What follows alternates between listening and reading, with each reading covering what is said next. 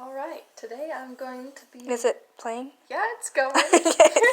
Making sure.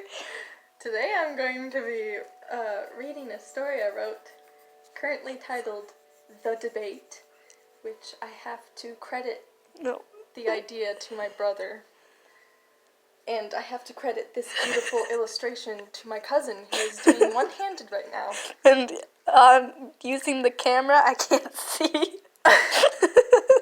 This is going to prove difficult. It's going to be good. I promise. Beautiful. This does not look like a gnome. Good luck. Okay.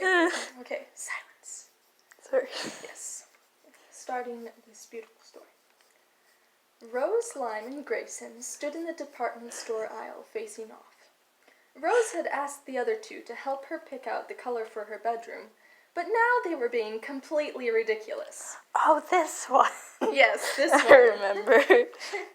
Banana yellow, she grimaced. Who would willingly paint that grime on their wall?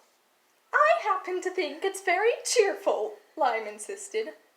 No, Rose is right. We should go with something neutral, like brown, Grayson said, dispassionately.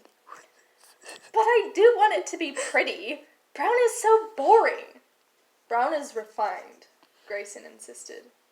Why would you do that when you could have something nice, like, say, apricot? You heathens! A scream interrupted them. The lights in the store flickered, and the red glow of emergency lights replaced them. The three friends exchanged a look. They recognized the voice. Crimson zoomed above them, with fire flickering from his fingertips. Seeing them, he sent a blast of heat at them. Grayson calmly rose a barrier of stone from the ground to deflect it. What is it this time, Crimson? Rose asked, looking up at his floating figure. I know that one of you stole my red velvet cake, he burned with anger. No offense, but no one likes red velvet. Lime peeked from behind a barrel of apples. Grayson nodded in agreement. It's just so bland. Coming from him, that was saying something. His favorite food was oatmeal. How could you say something like that about such a masterpiece of humanity? Even if you didn't eat it, you'll definitely pay now, he shot at them again. This time Rose stepped in. She sent a swirl of glittery magic and the fire dissipated. Let's take this outside, shall we? She needed to keep the paints from being damaged if she wanted to consider her options later. So the four waltzed out the front door and stood off in the parking lot. Crimson, still flying, formed a ring of fire around the three friends. Lime summoned his power, and lime juice swept over the flames. Crimson boiled with rage. Lime laughed nervously. A lime appeared in his hand, and he offered it to Crimson. Grayson sighed and sent a boulder at Crimson before he could retaliate. Crimson barely evaded it and sent a whirlwind of fire back.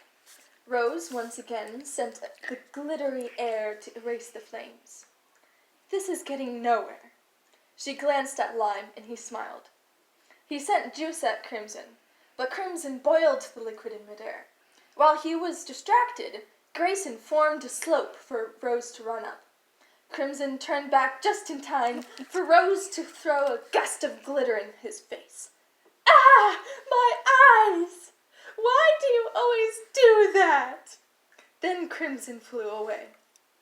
Grayson brushed his clothes off, unconcerned, and turned to walk back into the store. That kid never learns, Rose shook her head. At least it will take him days to get the glitter out of his clothes, Lime joked. They came back to the paint aisle. After all that, I think I have the perfect idea for your wall color, Grayson said coolly. What? Rose and Lime asked together.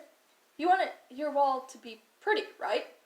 Well, white is all the colors together, so it has to be pretty. Rose sighed. It might be better than banana yellow, but I think I'll pass.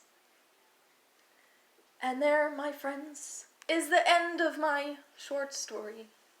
Thank you for watching this masterpiece be created Yes, this masterpiece. and listening to a Air great quotes. story. Well, the story was nice. This thing, I'm not so sure. Oh, it's wonderful. Can you see I gave up on this? You know, it's okay. You tried. It was something to watch at least. Hey, we figured out a thing to do. Yay. Yay. Okay, goodbye.